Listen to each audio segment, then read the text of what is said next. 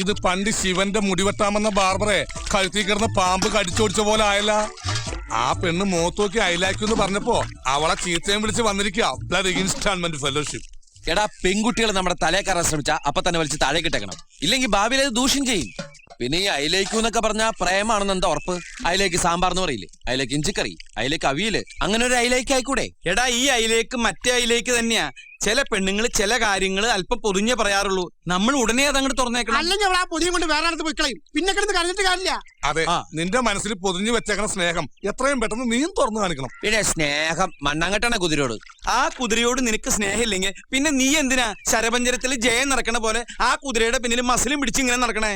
അല്ലെങ്കിൽ ഇതിനു മുമ്പ് എത്രയോ കല്യാണ വീടുകളിൽ എത്രയോ കുതിരകളെ നീ കണ്ടിരിക്കണു. ആ കുതിരകളോടൊന്നും തോന്നാത്ത അടുപ്പവും സ്വാതന്ത്ര്യമൊക്കെ ഈ കുതിരയോട് മാത്രം നിനക്ക് എന്താ തോന്നിയത്? ഇനി ഞാനൊരു സത്യം പറയട്ടെ, കഴിഞ്ഞ ജന്മത്തിൽ നിങ്ങൾ ഭാര്യയും ഭർത്താവുമായിരുന്നു.